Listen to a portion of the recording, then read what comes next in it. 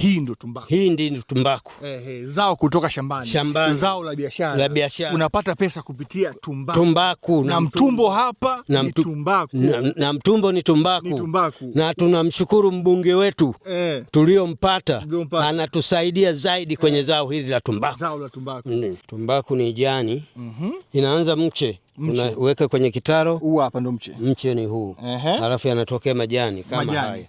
Haya majani ndio tumbaku. Mbona kama vile fana mgomba fulani hivi? Ni tumbaku hili. Unaanza kupanda mche wenyewe kwenye kitaro, unaileta shambani. Shambani inakaa kama miezi miwili. Baada ya hapo unalichuma, unalipeleka kwenye mabani. Mabani? Ndio kitu gani hicho? Mabani yani kwa kuweka tumbaku yani kulikausha. Ili bwana ndo bani la tumbaku, mpenzi mtazamaji. Na mzee bwana hapo anafungua. Huu ni mlango wa asili bwana. Ni mlango wa asili bwana. Bwana mzee ameficha mali. Weka moto mkali wa kugandisha.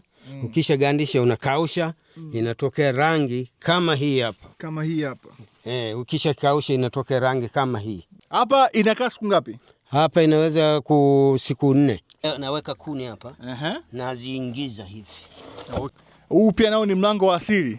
Imesha libadilisha rangi, limefikia hatua hii, unakausha. Kweli limekauka. Inaonekana kabisa. Kwa hiyo baada ya hapa sasa ndo umesema tunakwenda wapi? Tunatoa tumbaku hizi. Tunazipeleka kwenye store. Ni kilo ngapi mzee? Hii kilo kama 80 au 70. Kilo 80 au 70. Unapata shilingi ngapi hapa? Hii wastani ukilitunza vizuri 300,000 au 400,000. Au letu la biashara ni kubwa, ni tumbaku.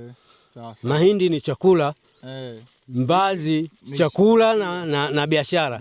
Lakini zaidi sisi kama na mtumbo ni biashara yetu tunaijua kamilifu sana, ni tumbaku. Na washauri wenzangu wakulima walime tumbaku, ni biashara kubwa ambaye ni mbunge wetu kwa mwaka huu ametusaidia kutuhamasisha kulima tumbaku kama hii iliyoitokeza. Na mambo ya barabara ametusaidia hapa njiani. Lakini msaada mkubwa sana wa biashara ya tumbaku tunamshukuru sana, ametusaidia.